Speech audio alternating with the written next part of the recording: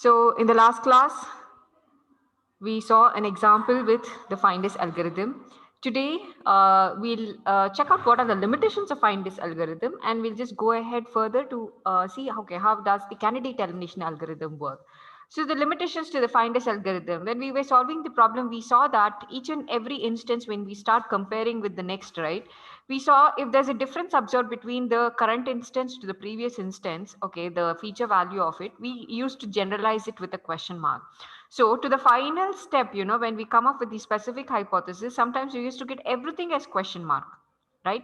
We used to find everything to be as a question mark. But certain instances like, okay, is it correctly going to converge to a solution or not? We had no idea at all because it was giving us everything as question mark. Okay. So we normally get a question like, has the learner converged to the correct target concept? Because we got everything as a question mark. If that is the case, then is it really converging or not? So has the learner converged to the correct target concept?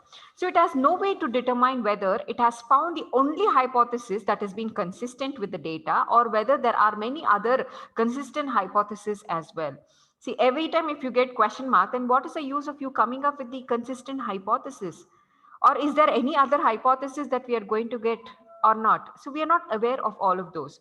So in order to do so, to overcome this limitation, we have the candidate elimination algorithm. So whether at least characterize its uncertainty regarding the true identity of the target concept. So is it going to really consider whether that belongs to the correct concept or not? So we are not aware of that. So why prefer the more specific hypothesis? In case there are multiple hypotheses consistent, find S will find only the most specific. In candidate elimination algorithm, it identifies two hypotheses. One is the most specific and the most generic hypothesis. But whereas here, it only has something related to the most specific hypothesis, which is again something we will be going ahead to look forward. Are the training samples consistent? Again, we get a question here, right? Are these training samples that we are considering, are really consistent? Because we try to come up with our own data sets in the last class. Like we created like each and every subject, each and everyone have their own instances coming up. When we try to have certain values consistent, right? Only then we were able to get the hypothesis that seems to be good. If not every value difference, we get a question mark. So the final hypothesis is a question mark, and we don't know whether it is a relevant data or not. So training examples may have errors or it might have some inconsistencies, irrelevant data that we're going to consider. So in order to do so, again, we have to look forward. What if there are several maximally specific consistent hypotheses? We only come up here with find this algorithm, only one consistent hypothesis, that is the last, only one hypothesis. But what in case there could be multiple hypotheses as well which are consistent to the given problem statement?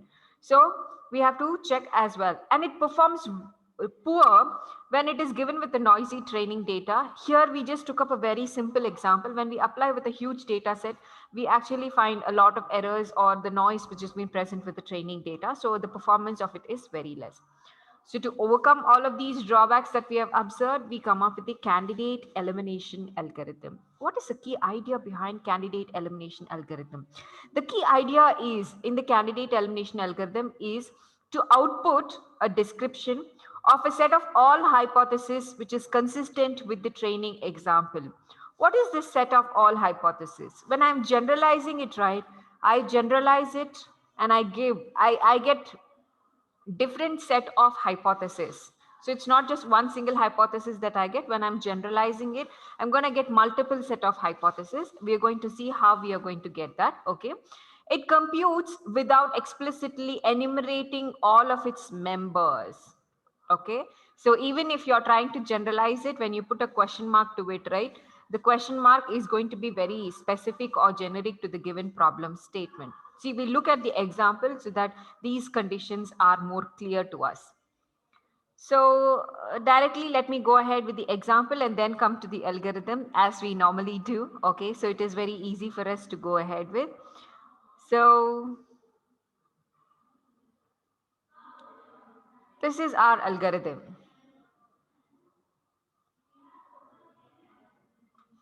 our example. So now I'm going to start with an example. I'm going to consider the same example that we considered previously. Okay.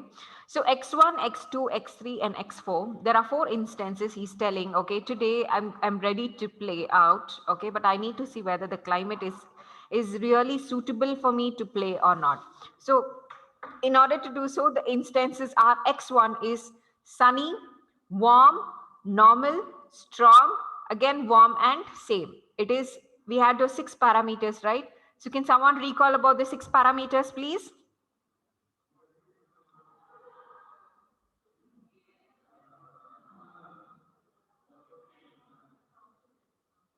Six parameters. Do you remember them?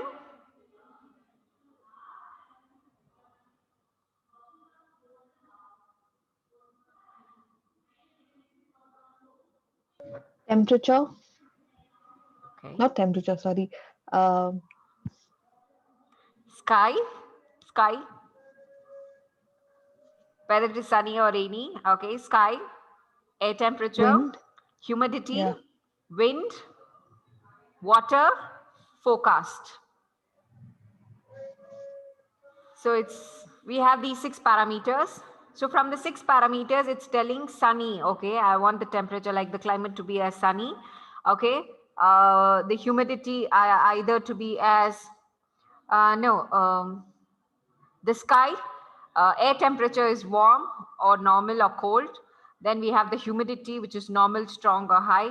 Then we have wind again, which is strong or weak. And then we have warm. I think it is the water, warm or cold water. And the forecast. Forecast is basically whether it is same or normal. Okay, so let's see back. Here, x1, x2, x3, and x4 are the instances. And basically, they are telling there are certain positive instances and there are certain negative instances as well. So candidate elimination algorithm, we know it takes the positive instances as well as the negative instances. For a positive instances, it performs one action. For a negative instances, it performs another action. What is that action? So I'll just give you an idea of what is the action that we perform. Okay. So when we have a positive sample, when I have a positive example, I'm going to move from the specific to the generic hypothesis. From the specific to the generic hypothesis when I'm getting a positive sample. Okay, keep it in mind. When I get a positive sample from specific to generic, when I get a negative sample from generic to specific, generic to specific. Okay, so we have these two, we have to keep it in mind. So if we go ahead with the example, so the first example, it is telling it is positive. So when I get a positive sample, what am I going to do? Am I going to move from specific to generic or generic to specific?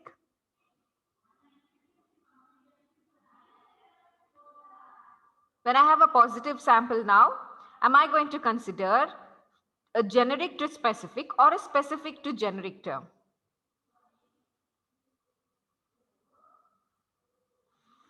Top to bottom or bottom to Generic. top? Generic to specific. Generic to specific? Sure. In case of candidate, is it? In case of candidate elimination algorithm, for a positive sample, we are going to move from specific to generic. For a negative sample, we'll be moving from generic to specific. Let me give you something which you can remember this, like most of the students or most of the people, they'll be very specific on what they are doing. They will tell, okay, I want a job like this. I want to have a lifestyle like this. I want to have, okay, this is how the environment I want to be in. They'll be very specific. So most of the time when you see people like that, like you put it under the higher category. Okay, they're very specific. They're very choosy. Okay, even the kind of attire you wear or something, you'll be very specific for that. So when you have that specific, right, you'll be at this. So specific is always high. Most of the time when you look at those specific people, right, yes, they're actually seems to be like this, but even in their characteristics you can see something going ahead towards generic. So you can consider them as generic, that is specific, they can generalize. Okay, so the positivity, okay, positivity is basically they are generalizing it, they're coming down. That's a positive attitude. Okay, the positivity that you can show. So it's basically from, they will be specific, but you are trying to generalize them. So that can be termed as a positive. Okay, it's a positive sample. When I tell the negative sample, from childhood, maybe you would have been born and brought up in a very good environment. Okay, being together with people, you like to mingle with them, understand how they are, understand to the current situation, and you go ahead. Okay, there are someone who are like very generic, they're very generous. Okay, they don't even take something. Okay, if someone is telling them something, they take it in a positive way and go ahead. Okay, that is completely generic, which is to the down to earth. We call people to be down to earth, right? Okay, so they are generic people. But even in them, if they identify some changes in them, like, so they'll be going towards specific. So that we call it to be as negativity, right? You are always down to earth, and suddenly you see some such behavior with them, where they show off, or where they give you something where they hurt you, or like that. Okay, so in that case, what happens, the person who was really so generic now is tending towards specific. So there's a negativity coming in. This is just an example for you to remember, like, okay, what is what, how do we do for positive sample, what we do for negative sample, what we do. It's just a very generic example. So we'll see what the operation that we are going to perform, but to just have something in our mind. Okay, when I tell I get a positive sample, yes. So from specific to generic, I'll be moving. When I get a negative sample, I'll be moving from generic to specific. Okay. It's just mere understanding. Please do not mind if the example doesn't correlate to. Okay. So as I told, now I have a positive sample. When I get a positive sample, I am going to move from specific to generic. Okay. How do I do? So my initializations, as I told, every time when we do the candidate or find a algorithm, there's an initialization that we do it. So the initialization is S0 will be all 5, right? So since I have 6 features over here, S0 is going to be all 5. So I'm going to specify it with the 5 symbol. G0 will be all question mark, because S and G, specific and generic, I'm going to come up with the hypothesis. So S is going to be all 5. And G0, I'm going to assign it to all question marks. So 6 features, 6 question marks. Okay. My first step is done. My initialization is done. After my initialization, what do? I have to assign the first positive instance. Okay. I'm going to assign the positive, because I have the first here positive instance. I'm going to assign this first positive instance S1 is equal to X1. Okay. Let me annotate it. So S1, whatever I've got, that is, which initially S0 was there. So what I do, S1, I'm going to assign this positive instance that I've got to S1. My G1 remains the same. Okay, I'm not doing anything over here. So my G1 remains the same. So G0 is same assigned as it is to G1. So this is my first step. First step was initialization. My second step will be, I'm just assigning my first instance. If it is a positive instance, I'm going to assign it to S1. Positive is specific to generic. Okay, specific to generic. So I'm going to assign it to the specific term. S1 is going to be my X1. G1 remains the same, because I'm not doing anything with the negative sample here. It's not a negative sample. If I get a negative sample, then I'll be working with G1. I will keep S1 as it is. Okay. So since I have a positive sample, for a positive sample, I'll be only targeting to the specific term, that is S1. So assign X1 to S1, G1 remains the same. Now what I do next, I'll come to the next instance. Next instance is again a positive instance. So what I have to do is, I'm going to compare S1, because this is my instance that I have. Okay. I'm going to compare S1 with X2. Since it's a positive term, again, I'm going to only work with S1, not with G1. So if I'm going to change the S1 attributes, so I'm going to compare S1 with X2. Comparison, how do we do it? I've just checked the first term, sunny. It is sunny. Yes, true. Then again, the second one is warm. Warm, same. A normal. There is something which I'm seeing a change over here. It is normal. It is high. The third feature has a change observed. When I see something a change observed like this, which I mean to tell is, I have to generalize it. Okay, generalize it in the sense, this is a specific term S1. Since it is a positive term, I have a specific term. Specific term is S1. From S1, I am going to generalize it to G1. So from S1, it is going to generalize it to G1, or I'm going to generalize it specific to generic. Okay. So since it is normal and it is I over here, I am going to change the third feature to a question mark. So you can see for a positive instance, I got a positive instance. For a positive instance, the operation that we perform is from specific to generic. I'm going to consider the specific term. This is a specific term. In the specific term, I'm going to generalize it. This is the very simple meaning of when I get a positive instance, what do I do? When I get a positive instance, I am going to handle only the specific term. Within that specific term, I'm going to generalize it. So this was a specific term. S1 was a specific one that I have. So from this specific one, I'm going to compare it and I'm going to generalize it. I'm going to give a question mark for that. Okay, let's see the next again. So I have a strong, strong is the same. I have warm, warm is the same. And I have the last feature same, that is the forecast, it's the same. So both are same. So my first term is finished. So I have moved from the specificity to the generic. In the same, you can see from the specificity, I am generalizing it, specific to generic. This is the first part of it. Now, okay, now let me take the second part of it. The second part of it, and here, one more point is, I'm not going to touch upon G because for a positive instance, I'll be only working with S, not with G. So G remains the same. You can see I'm writing it assigning with G2. G1 is just directly assigned to G2 and I all have the question marks. So all it's the question mark. Okay. Now what am I going to do? I'm going to get a negative sample. So when I get a negative sample, what am I supposed to do?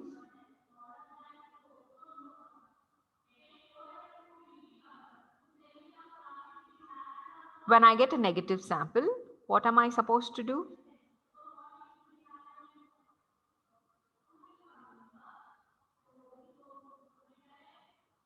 Yes, guys, when I get a negative sample, positive from specific to generic. General to specific. Sorry, come again, please. General to specific. Generic to specific. So I have to move from the General to specific. So what I have to do, I'm going to target only now with the generic term. I'm not going to touch upon the specific term. Okay. So when I get a negative instance, I will be going ahead with the generic term. So I'll be considering the generic term, but I'm not going to touch upon the S term. So this S2, I'm assigning the same with S3. Okay. I'm assigning it to S3 and I'm telling there is no change observed because since it's a negative term, I'm not going to touch upon S. I'm only going ahead with G. Okay, what am I doing with G? Now, let me compare with the terms. Okay, so X3. So S3 is going to be compared with X3, or I can tell S2 itself because it's the same. S1 and S2 and S3 are the same. So I'm going to compare my next instance, which is X3, either to S2 or S3 because both are same. Okay. So if I'm going to compare with these two, now you see sunny and rainy. There's a difference observed. Sunny, the first feature over here is sunny. This first feature in my instance, the input instance is rainy. So when I have a difference over here, what do I do is I have to generalize it. Okay. So when I have to generalize it, okay, I have to move from the generic to specific. Okay, right now I'm in the generic term. I have to move it to specific. So when I have to move it to specific, what I do, I will get this term exactly the same, which means I'm telling, man, I want it to be sunny. That's it. Okay. In the generic term, you can see in G3, in generic, I am trying to become specific. I'm trying to make it specific. So G3 is going to be sunny. I'm going to get the same term over here that I have it, sunny. All the remaining will be question mark. So I'm going to create very specific instances for them, specific instances, whatever I get, I'm going to take that particular, keep it in one, all the remaining will be question mark. Even if I get another chain, I'm going to pull that feature over here, keep it separately, and all the others will be question mark. Let us see what it is going to happen. Let me clear the screen. Let's scroll down a bit.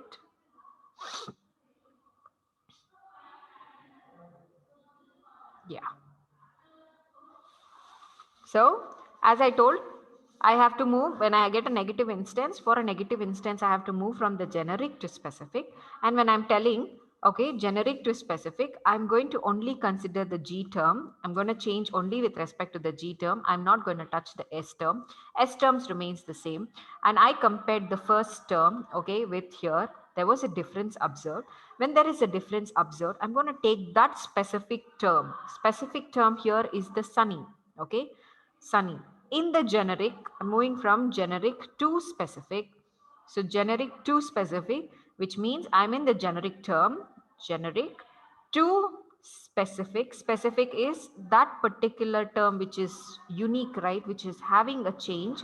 I'm going to pull that as a separate instance and I'm going to make remaining everything as question mark. Okay. Now let's compare the second term. It is warm. It is cold. So again, I identify a difference. So when I have a change, I have to get that specific part. Specific part, again, I'm going to take it from here. You can see I'm going to take it from here rather than my instance. That specificity is taken from the specific term. Okay. So I'm going to take warm. I'm going to take warm, pull warm from there and put it into my generic term warm with all the remaining question marks. So every other term will now become question mark. Okay. The third term is already a question mark, so I need not worry about it. It's fine. And the fourth term is strong. Yes, it's strong. It's the same. The fifth term is warm. The fifth term is again warm over here. The sixth term here, it is telling it is same, but he is telling there is a change in climate. Okay. So now I have to move from again generic to specific. I'm in the generic term. Okay. I'm going to pull that specific term that is having a change. So the same, I'm going to write it over here. Same, excuse me, with remaining everything as question mark. So now you can see in the generic term, I have three separate instances created. One for specific, one for warm, and one for same. So in the generic, you can see in the generic, I am writing the specific terms.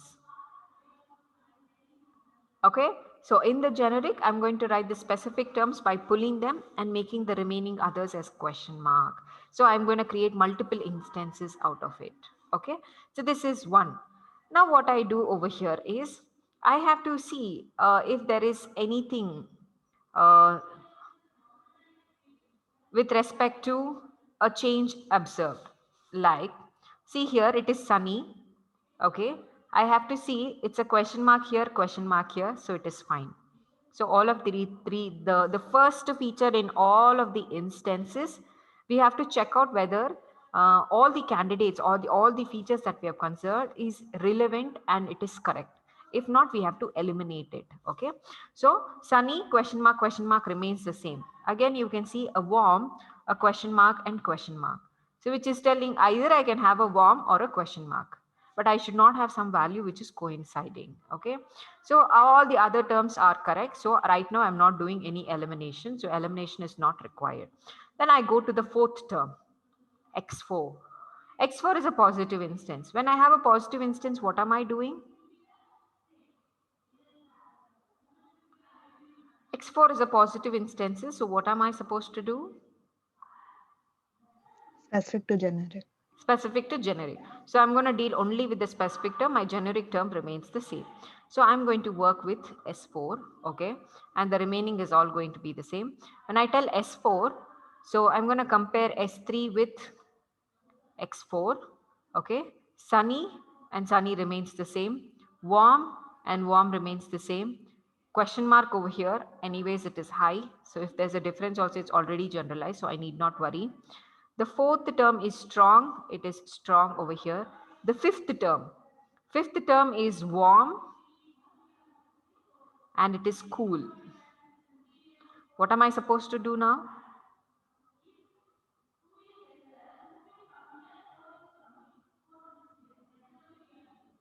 Right now I'm in the specific. Question mark. I have to generalize it. So in the specific term, I'm going to generalize it with a question mark. So my G4 remains the same because it's a positive sample. I'm not going to take anything with that. My G4 remains the same and I will get my final hypothesis S4 and G4. Okay. So this is about this example. S4 and G4 remains the same. If there is any duplication which is observed, then I will be eliminating it. We will see how the duplication will happen. We will be solving another problem. Okay. So make sure that we get to know what are the differences. So with the first term, what did I do with the first? When I get a positive term, what do I do? When I get Move a positive from term, specific to generic. yes, I'm going to move from specific to generic, which means I will be handling only the specific term. In the specific term, if there is any value change that is observed, okay, I will generalize it with a question mark. This is my first thing that I do. When I get a negative term, what do I do? Move from generic to specific. Yes, I'm going to move from generic to specific. Okay, my specific remains constant because I'm not going to do anything with that. But whereas my G term, okay, G term, if there is any change I observe, okay, that particular term from specific, I'm going to pull that over here. Any feature, it can be any feature. I'm going to pull that feature, specifically taking that value, and I place all the other values as question mark. Any other features? Yes, if I get any other features, I'm going to do the same. If there's any change that is observed, I make it to a question mark. So I finally do this. So which means you can easily clearly get. So when I'm getting a positive term, I'm moving from specific to generic. So from specific, I am generalizing it with a question mark. When I have a negative term, I'm moving from generic to specific. With the generic term, I am having a specific value placed within the generalization. So this is how you come up with a different set of hypotheses. It's not just one single hypothesis that we got it in the FIND-IS algorithm. We are going to get different set of hypotheses. Okay. So this is about your FIND-IS candidate elimination algorithm. We'll stop the screen share because we just have 3 more minutes time. We'll again recontinue with the algorithm part. Let's rejoin, guys.